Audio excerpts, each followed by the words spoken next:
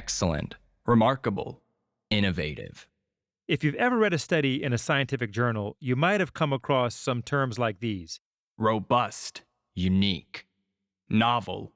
And interestingly enough, the authors that use these words tend to all have something in common. Astonishing, unprecedented. Can you guess what it is? From the Freakonomics Radio Network, this is Freakonomics MD. I'm Bapu Jena.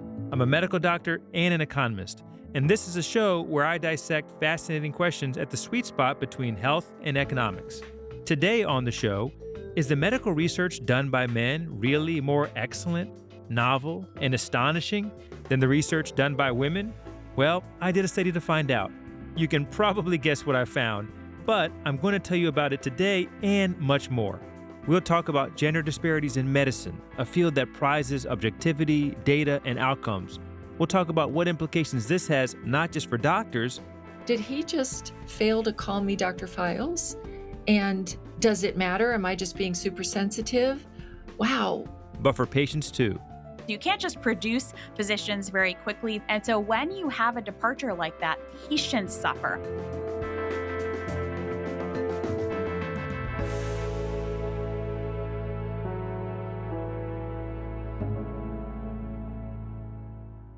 Did you know that just 36% of doctors are female?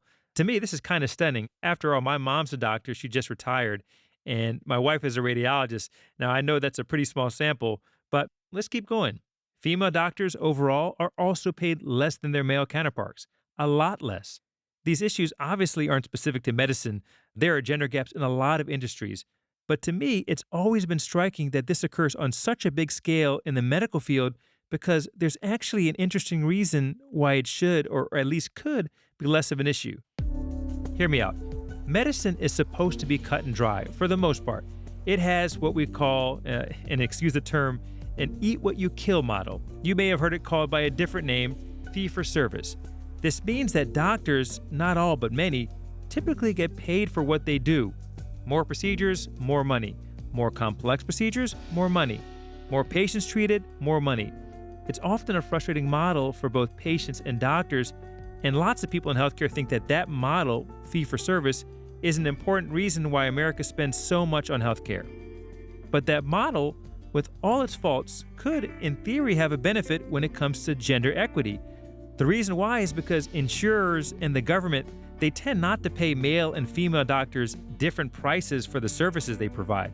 A colonoscopy gets paid the same price regardless of whether a man or a woman performs it. A visit to the doctor gets paid the same price also. So, two doctors, a man and a woman, who do the same amount and type of clinical work paid at the same prices should, in theory, take home similar incomes. But as we'll talk about today, they don't. I also became interested in gender differences for another reason as well.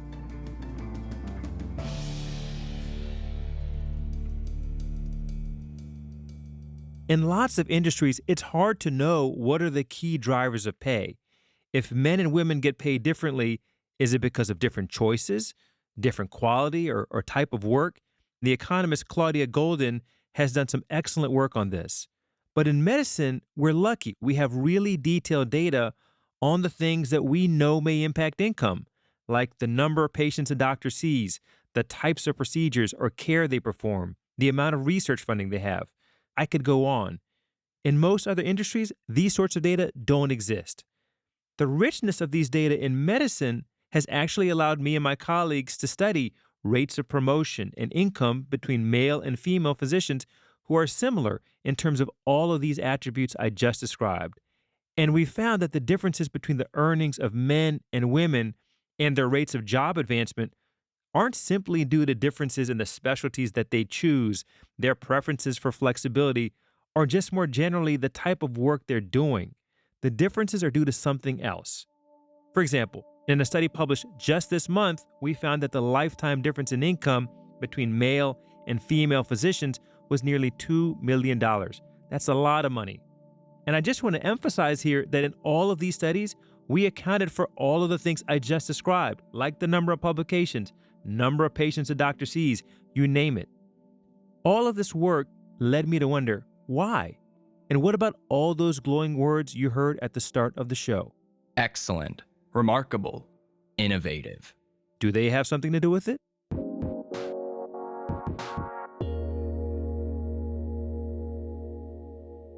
There is one good thing about the gender gap in medicine. There's a new movement in the medical field. It's somewhat closing, although kind of slowly. New data shows the majority of medical students in the United States are women for the first time in history. That was 2019, when women first accounted for more than half of medical students. But in academic medicine, not much has changed in more than 3 decades. Just a quarter of full professors today are women. That's well below the gender divide in academia overall. So, what's behind these gender disparities? The promotion gap, the pay gap? There are a lot of reasons. It certainly isn't quality of care or qualifications, and I'll talk about that more in a bit. Women tend to spend more time with their patients. That's good for the patients, but again, that fee-for-service model means that they could end up seeing fewer patients than men. That could be part of the issue, but there's more to the story. Structural biases that lead to implicit and explicit discrimination are obviously important, and bias rears its head in so many different ways in the medical workplace. But a really important one is how one's research is communicated. Research is the bread and butter of many academics, and how one's research is received by others can change a researcher's life. So it's in any researcher's interest to make their work seem as important as it can be. A couple of years ago, I started to wonder whether that incentive, the desire for academics to promote their work in as positive and important a light as possible, could lead to differences in how men and women promote their research. With my colleagues Mark Lurchenmuller and Olaf Sorensen, we analyzed the titles and abstracts of almost 102,000 clinical research articles and about 6.2 million general life science articles published between 2002 and 2017.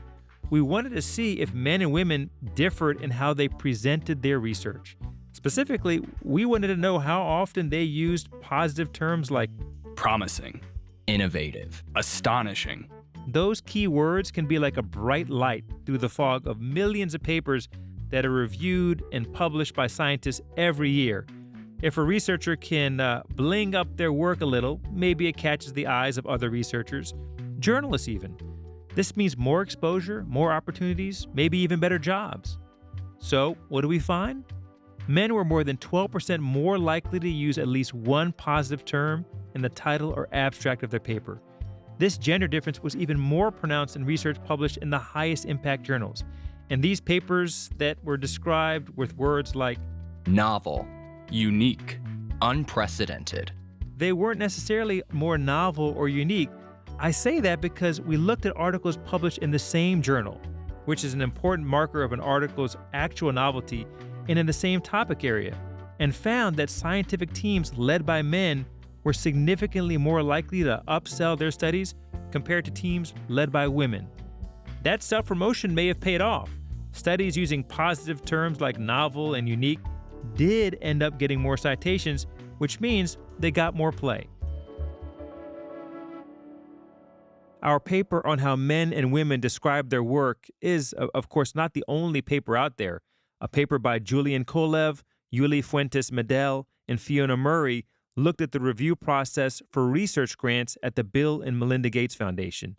They found that applications from women had lower scores from reviewers, despite the foundation having a blind application process. The reviewers didn't know anything about the applicants. So, how could this be?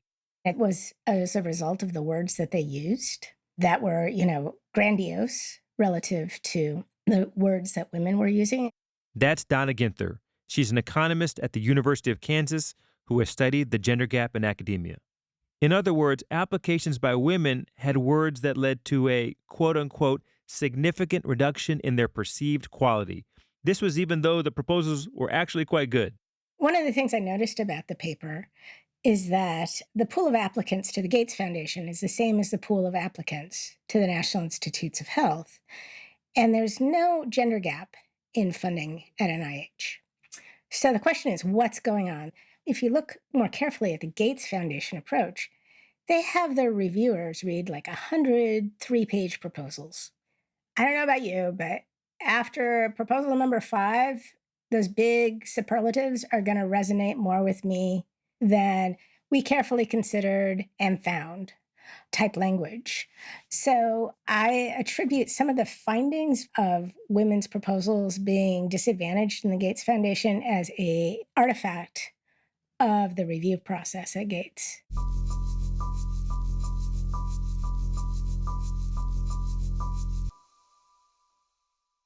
Now, in the age of the internet, self-promotion extends beyond how a researcher frames his or her papers in fancy journals or grants. Absolutely. Obviously, I'm a user of social media, no secret there. That's Dr. Vinnie Aurora. She's a physician and dean of medical education at the University of Chicago.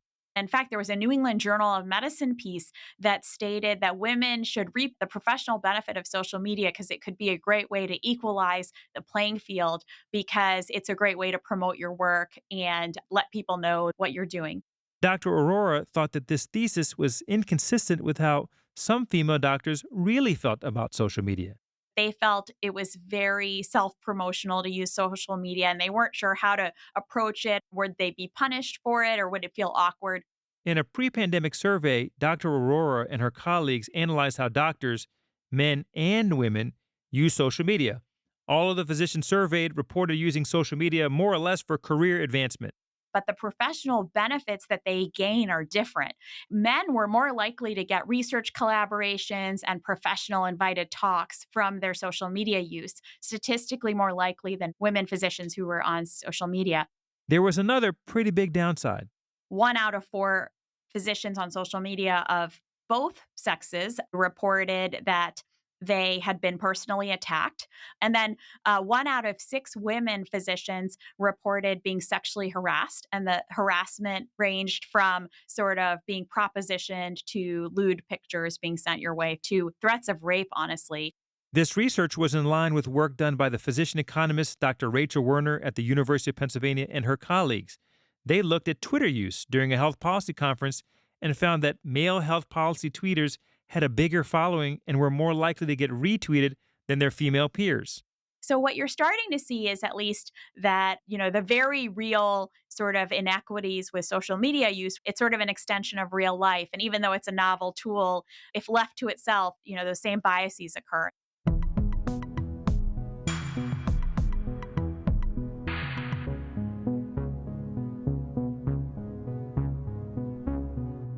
Dr. Aurora has been working for a while to undo biases in the medical field.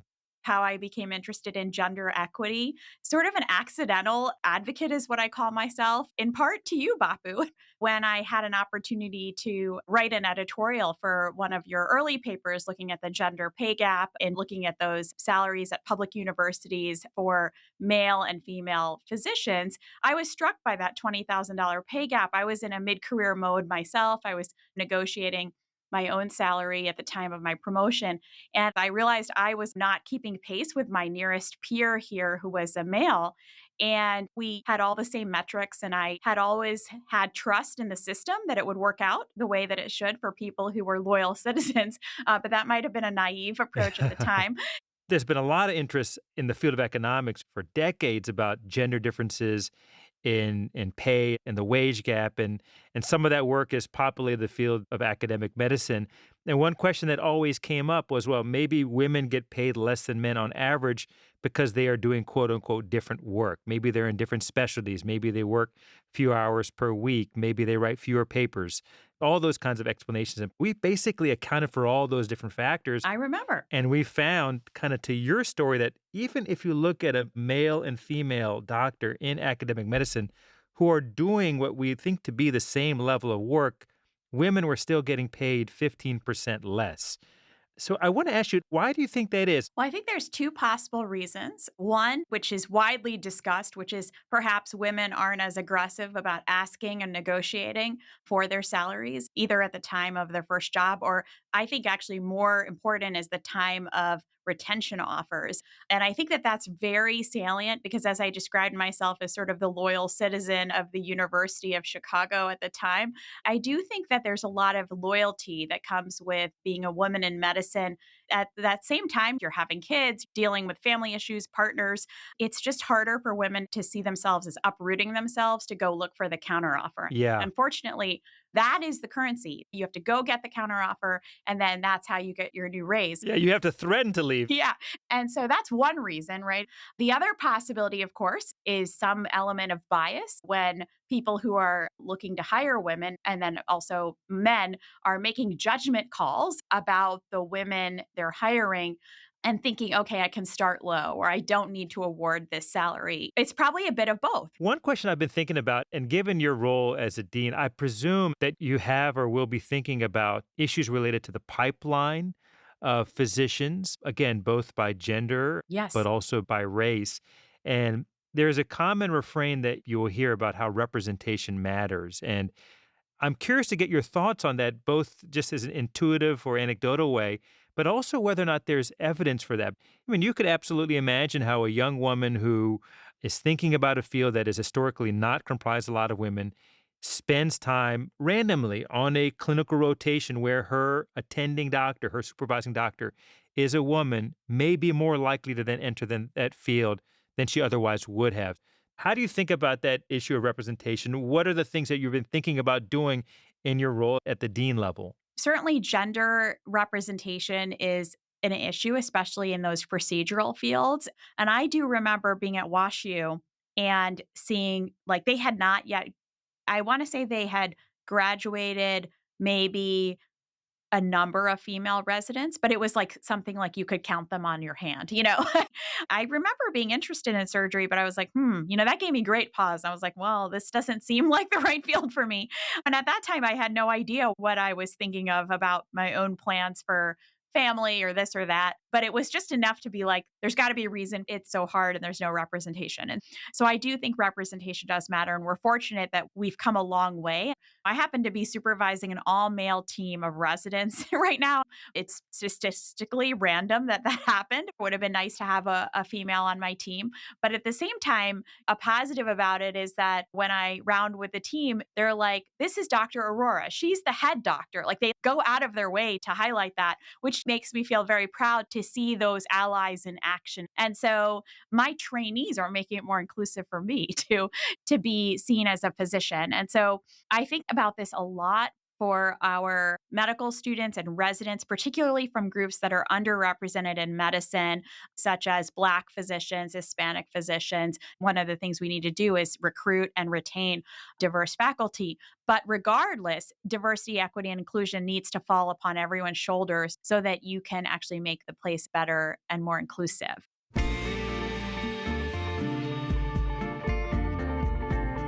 Coming up after the break, even when women are promoted to positions of leadership and provided opportunities to share their work and expertise, what happens if they still face gender bias? And how does this all affect patient care? I'm Bapu Jena, and this is Freakonomics MD. We'll be right back.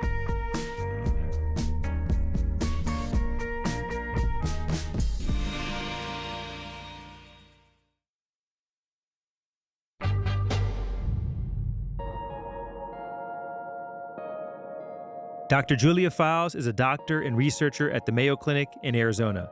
She speaks often about her research, and something happened at one of these talks that actually gave her an idea for a new research paper. You know, they always tell you write about what you know, right?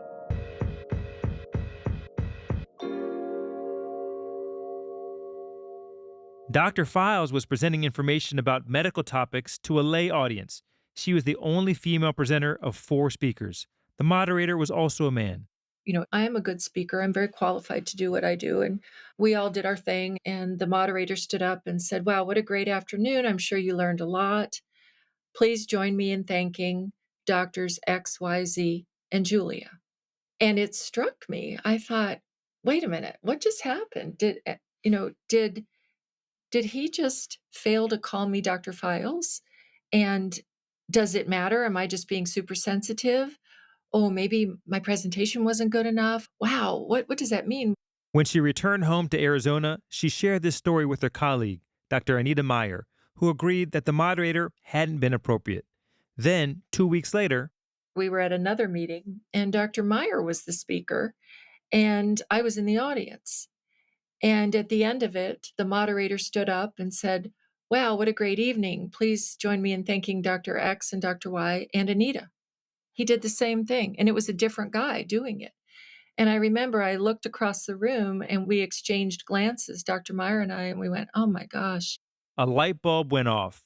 Dr. Files and Dr. Meyer wanted to know if their experience was happening to other female doctors. So they and their colleagues looked at speaker introductions during internal medicine grand rounds presentations. These are the formal weekly lectures that doctors have, and they're often recorded. So, what do they find? Yes, in fact, our anecdotal experience was representative of the greater occurrence, which was that when the introducer was female and the speaker male, the introducer would use a formal title 95% of the time. So a woman would introduce the male doctor as Dr. So and so. But when a male was introducing a female speaker at the podium, the likelihood that her professional title would be used occurred only 49% of the time. The finding was statistically significant, meaning the behavior was unlikely to be caused by chance. But the effect was also really large. And so we felt it was very important to publish this and to discuss it. One might say, well, who cares? Well, it does impact the speaker's credibility in the moment. And it can be quite deflating to be dismissed and not addressed by your professional title. And it reinforces stereotypic expectancies and can reinforce a lack of equity in the workplace. It encourages a preconceived power differential, and it can contribute to gender stereotyping. But of course, this was just one study. What if it was a fluke? We were happy to see that our findings were reproduced in another study. This was conducted by Dr. Nargis Duma, and it was done at an international oncology conference. So it was confirmation that what we had discovered was actually occurring more broadly. Aside from being rude, misaddressing female physicians has bigger implications. This is an example of actionable gender bias. And we know that gender bias drives gender disparity in academic advancement. So here's one small piece of the puzzle we could address. That's because these one-off tiny bits of gender bias add up. What we call these encounters are microaggressions or micro-invalidations. And in the moment, in and of themselves, as a standalone event, it's not that big of a deal. And all of us can rise above it and move on. The problem is the cumulative nature of these micro-invalidations, microaggressions, micro-insults that occur across a career. And they add up over time and exhaust you and take your focus and attention and energy away from the areas that you should be focusing on, which is enhancing your medical knowledge, figuring out what's wrong with the patient, delivering good medical care. And speaking of delivering good medical care, researchers found that female doctors tend to have better outcomes than male doctors. I'll give you an example. A few years ago, my colleagues and I looked at the mortality rates of patients who were hospitalized and whose care was led by either a female or a male doctor. We took advantage of a natural experiment that occurs when patients are hospitalized. They don't choose their doctors, and their doctors don't choose them. It's random. And we found that the mortality rate of patients treated by female doctors was about 5% lower in relative terms. There's a lot of reasons we might have found what we did. Studies in finance have shown, for example, that men are more likely to be overconfident when it comes to investment decisions. Part of being a good doctor is maintaining a broad differential of possibilities, being deliberate, being cautious, not being overconfident, and most importantly, not closing in too fast on a diagnosis. There's some evidence that those traits differ by gender. Part of what we found could also reflect gender differences in the time spent with patients and the nature of those interactions. For example, using detailed electronic health record data, my colleagues Dr. Ishani Ganguly and Dr. Hannah Naprash showed that female doctors spend about 16% more time with patients per visit compared to male doctors. Another paper found that patients tend to share more information with female doctors.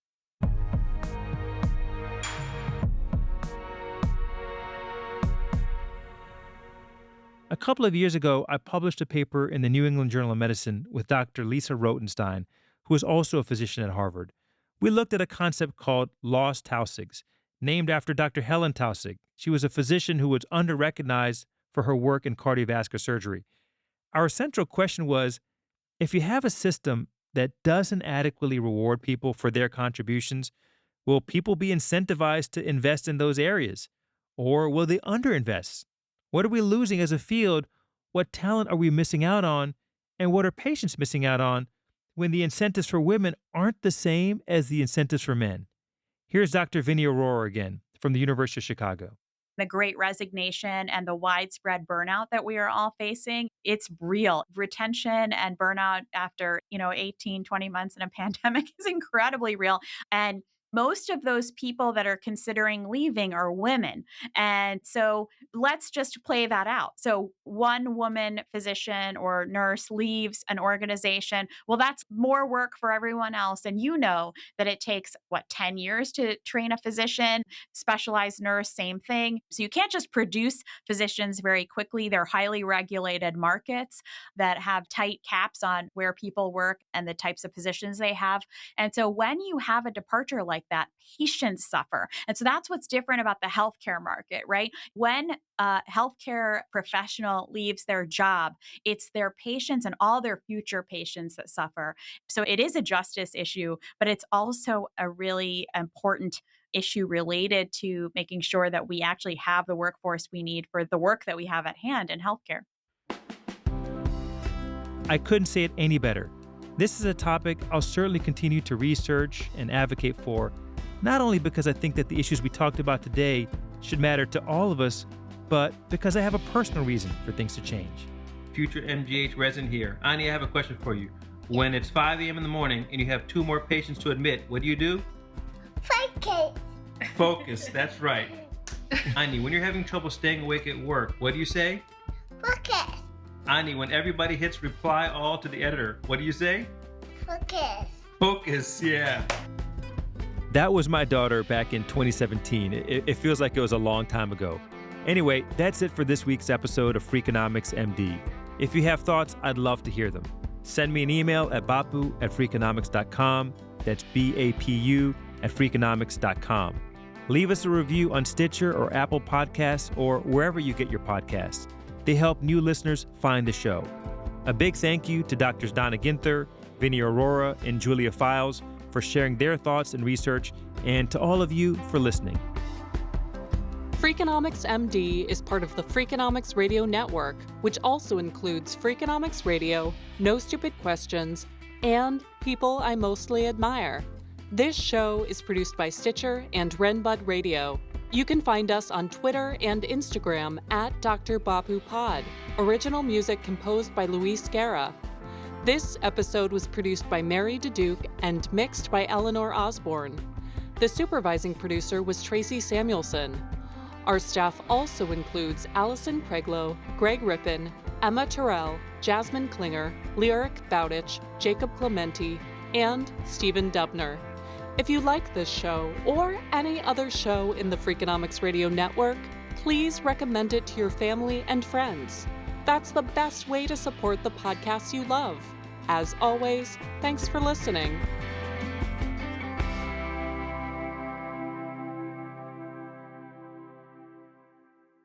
I do know your wife, yeah. You do know my wife, exactly. She's a smarter physician. I can say that publicly, and you better believe I definitely say that privately. Yeah, because you're a smart guy, so that's good. I am.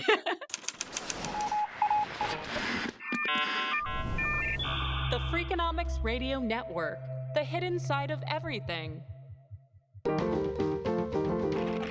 Stitcher.